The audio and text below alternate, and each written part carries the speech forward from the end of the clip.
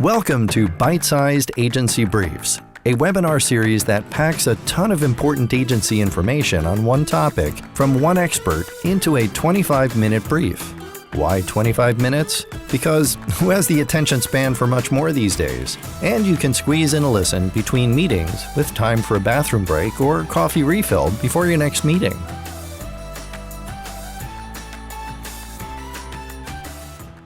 Thanks for tuning in. This is Byte-Sized Agency Briefs. I'm your host, Steve Guberman from Agency Outside, where I coach agency owners to build the agency of their dreams. I'm here with my longtime friend and previous rival, Mike Graham from Second Melody, a branding agency in New Jersey. Mike, thanks so much for joining me today. Thanks, Steve. I like that. Thank you for that introduction, actually. I didn't know that's all there is. That's all there is to your introduction. Yeah. Appreciate that. Yeah.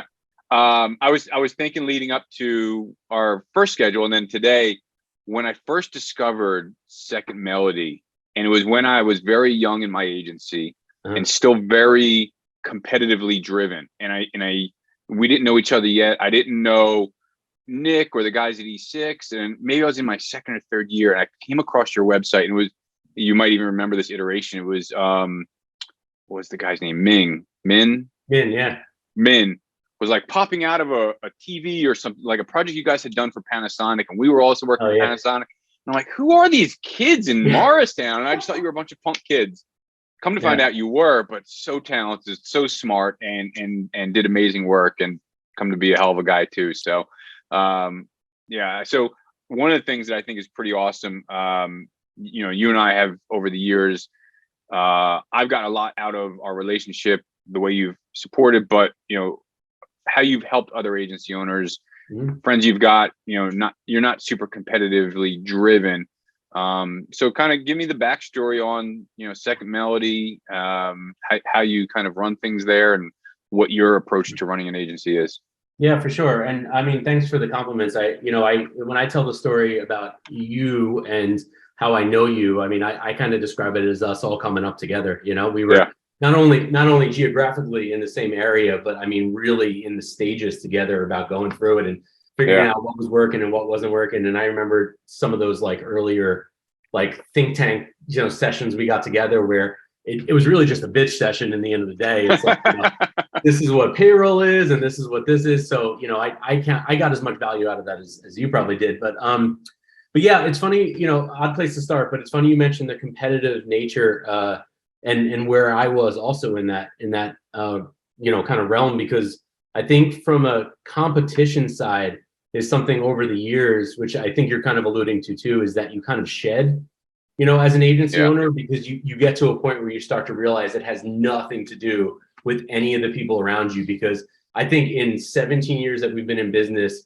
we've competed for one project with somebody I knew. And that was almost planned, in that we knew we were both going after it, and it became a joke, and and things like that. And so that has been such a weight off my shoulders to get past that point in my life, because I remember being on, you mentioned looking at my website. That was me.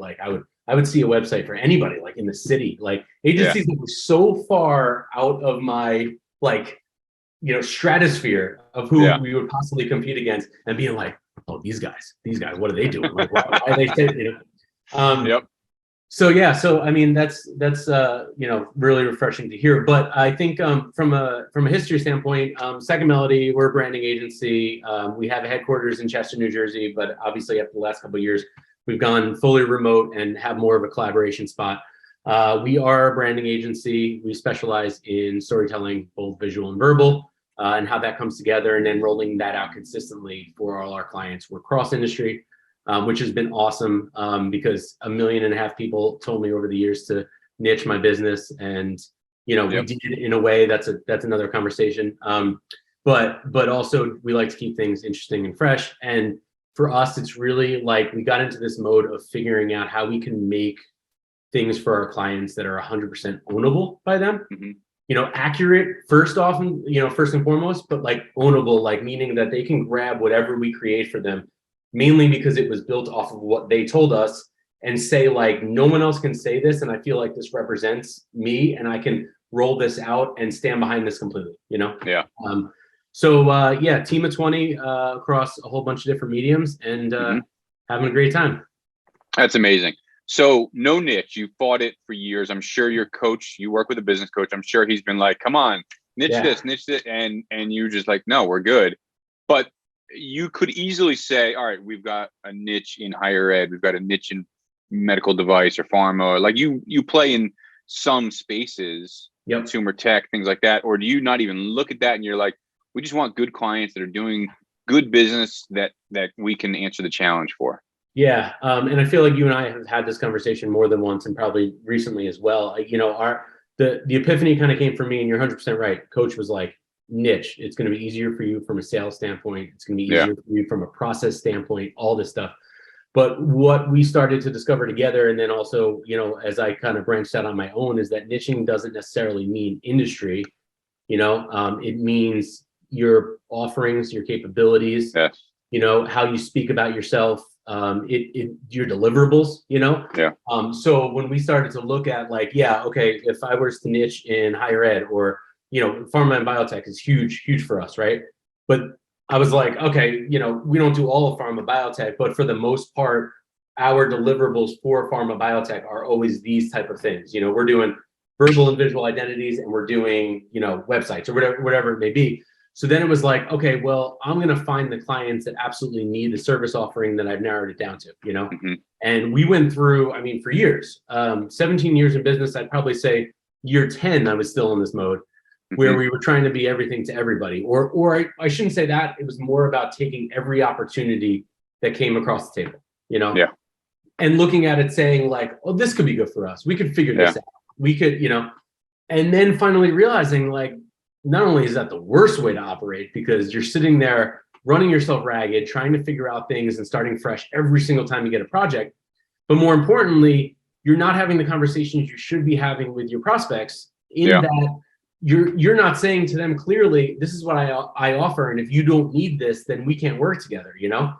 You're saying to them, well, tell me what you need and I'll figure it out, and it puts you in it's just a bad way to start a relationship, and then it just puts you in the worst possible position, because you're, like I mentioned, you're running around trying to figure things out for the rest of your life. So it was a roundabout way of saying, from the niching standpoint, niching, is that a thing? Yeah, we coined it here. Boom, niching. Branded TM. Probably not.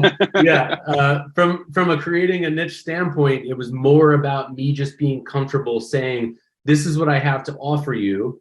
And if this doesn't gel, that's great. I have some great referrals to give you. And we still take things from a ton of different agencies. I haven't said no to a ton of different industries. I haven't said no to an industry in a while, but it's more about, does the client really need what we're offering more than anything else? Yeah, because if they don't need it and you're able to sell it into them and they're like, yeah, fuck it, let's do it, then the results are not going to be, they're not going to see the true value in what you can do, because it's not going to be as illuminating. And I fully agree that you could niche in industries, you know, vertical markets, things like that, and in the service that you provide. You know, we just do explainer videos for B2B, blah, blah, blah, SaaS companies or whatever. So yeah, I love that. But you know, building a biz dev machine without knowing where to point that machine is so challenging.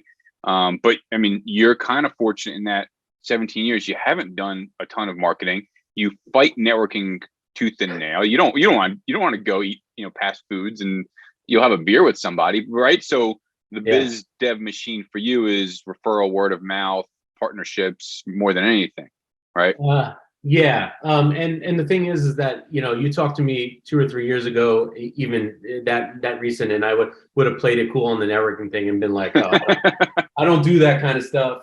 But honestly, looking back on it, it was more about not being comfortable, you know, like it's, you know, I know some people say like some people are comfortable, some people are not. I mean, that's not my thing. I didn't come up as a sales guy. I came up as a designer, you know, much like you.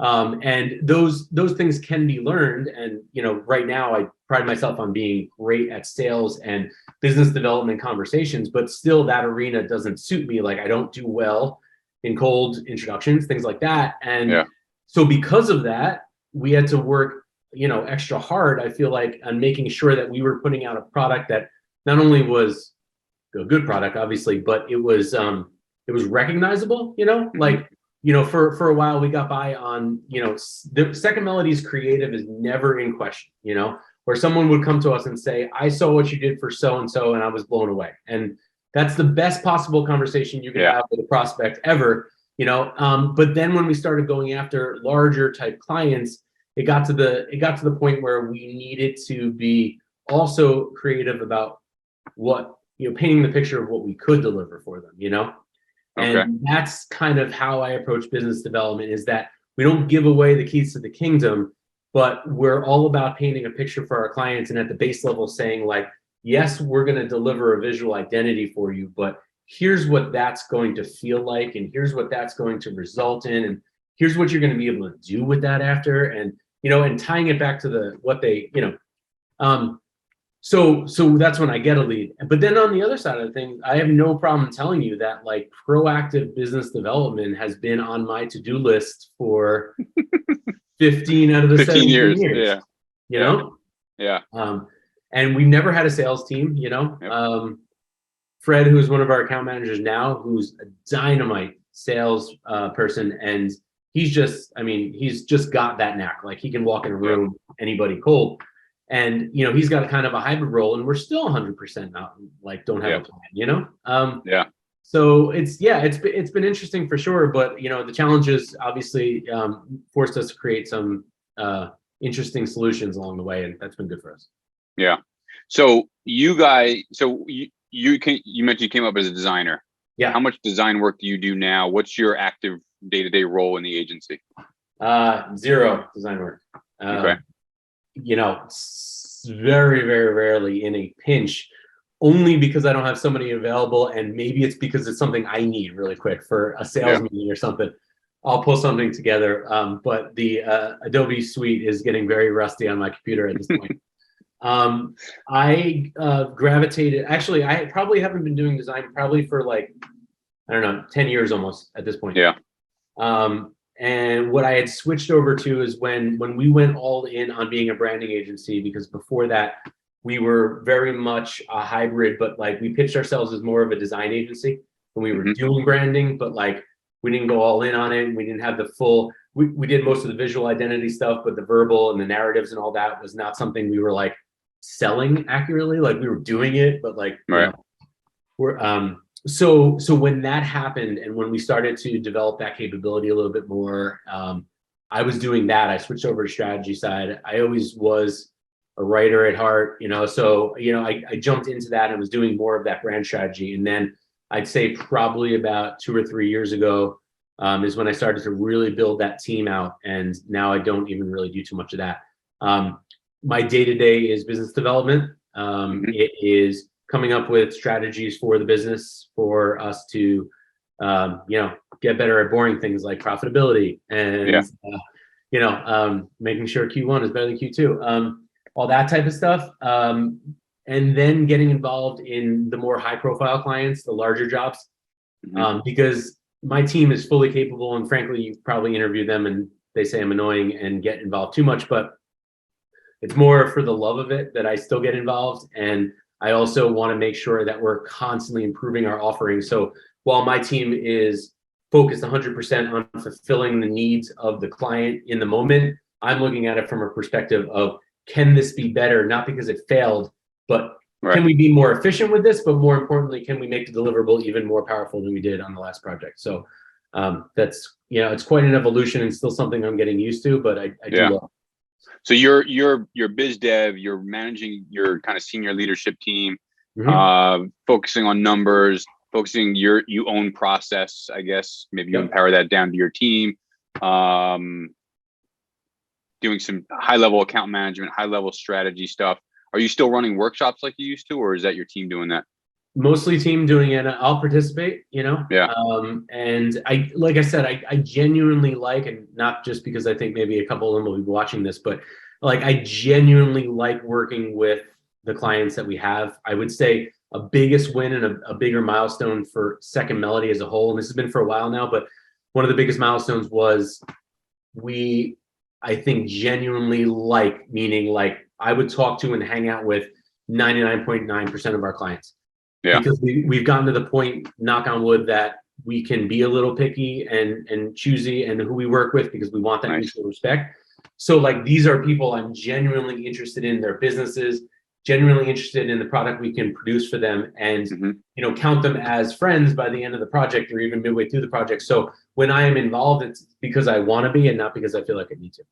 Yeah. Now, when you, as the guy who's doing biz dev, a lot of times it falls, you know, close a deal, handshake, have dinner, whatever that process might look like, and then you pass them off to your team. Do you get pushback from clients like, wait, you're not going to be the guy on my account? You're not going to be the guy that, you know, does doodles for my logo, or you know, who's this person over here you're handing me off to? Yeah. Do you get that pushback? Yeah, I do actually. This just happened recently with a client we just onboarded, and it was a longer sales cycle for this specific project. It was a larger job, like on the larger side of the projects we do, and that was one of the last questions they asked me, I think, in our third meeting, when we were, you know, just talking about numbers and getting it to where everybody was comfortable. And you know, I laugh kind of now, but not to be rude to them, but I laugh because I am not joking when I say the people that work for me are so much more capable than I am, and so much more valuable to the project than I am, you know. And what I've gotten to see, which I absolutely love about my team, because it's been on them and it's something that I haven't even had to push them to do, is that they are so comfortable putting themselves out there that with that, when that did happen recently, they asked me, hey, would it be okay if I talked to so-and-so and so-and-so and so-and-so, because they were on the pitch call, but we didn't get to hear that much from them. I was like, oh, absolutely. And I didn't even prep them. I literally said, hey, here's their email addresses. You guys connect, you know, do whatever you need to do. They connected that afternoon, and it basically sold the project. That's great. Yeah. So that does come up. Absolutely. And I think every business owner, regardless of what level you're at, deals with that.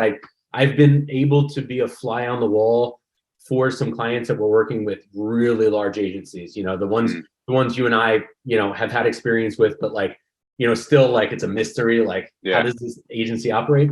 And at that level, it was still a problem. It was still a problem. Yeah. Interesting.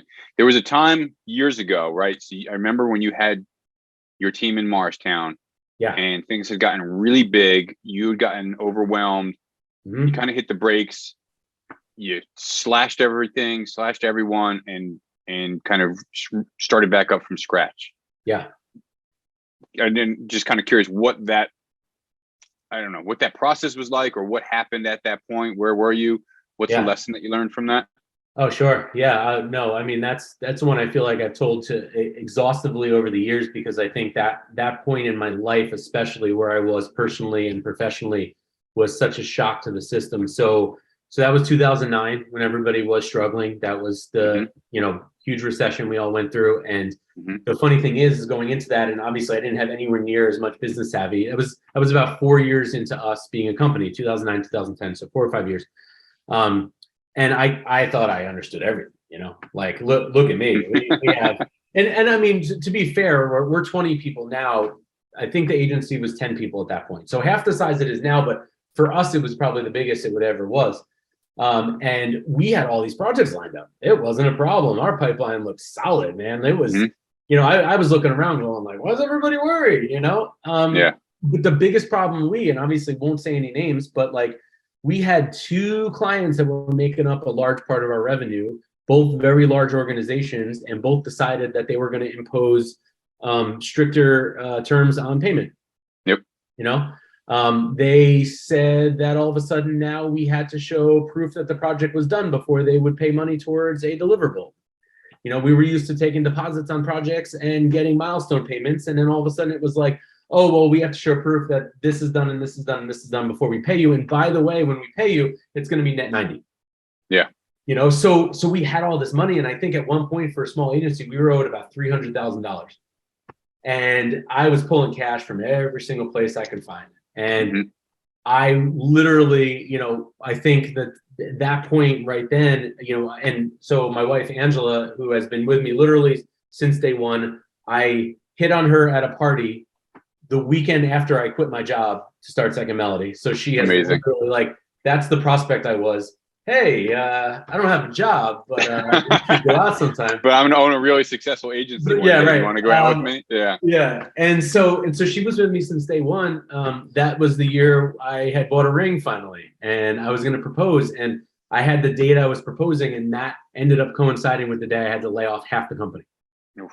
I was literally going to meet her. My parents came down from upstate, like literally go to meet her to propose to her, and I had waited too long. So first lesson, right? That this is pretty. Every business owner probably already knows this, but for the people that don't wait too long to diagnose a problem because you think you can fix it. Wow. Yeah.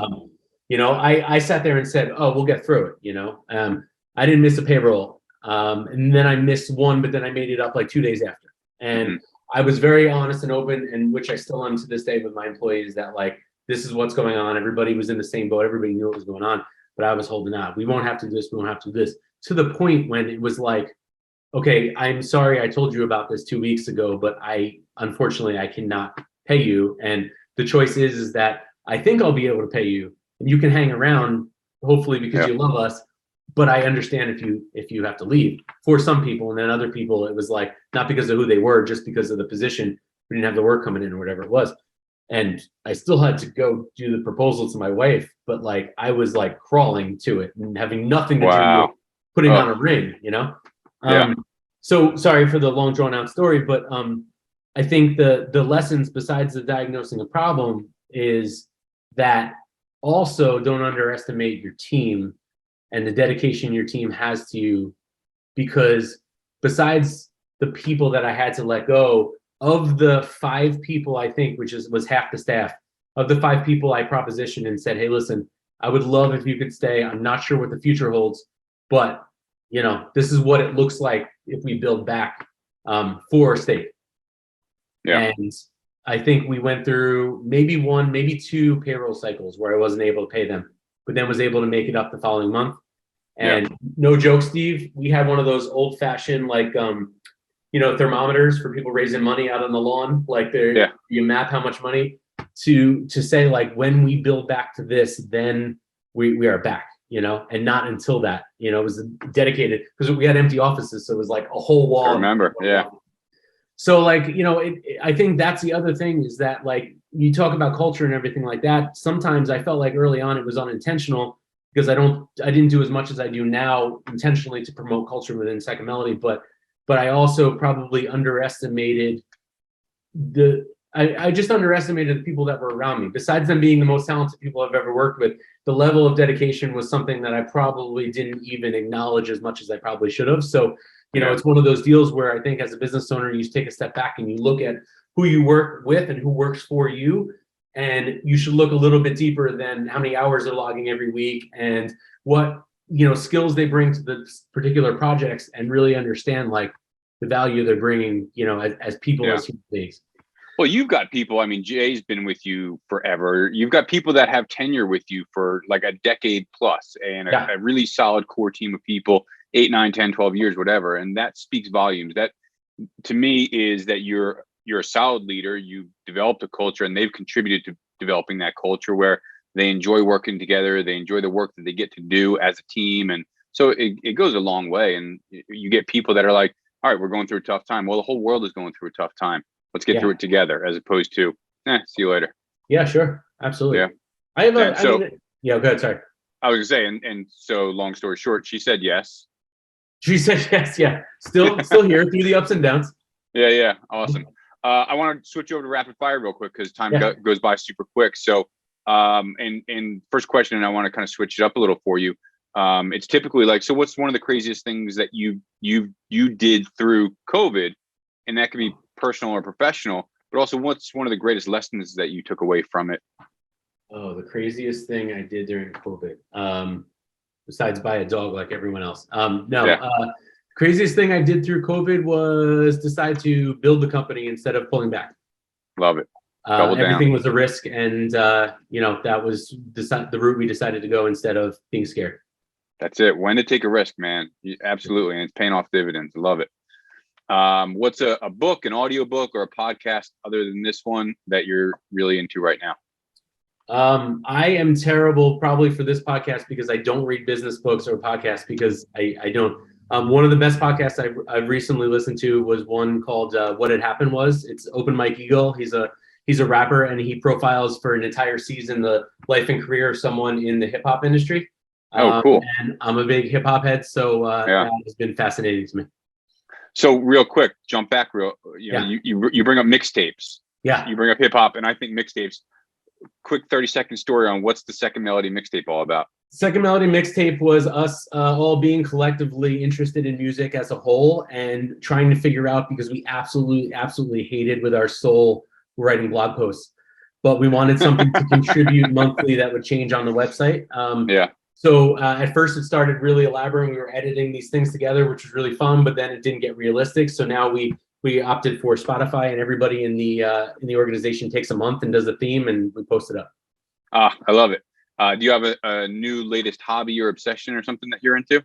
New latest hobby. I honestly, not new and not really a hobby, but I would say just from a business owner standpoint, getting myself to the point where I can spend the most time possible with my kids.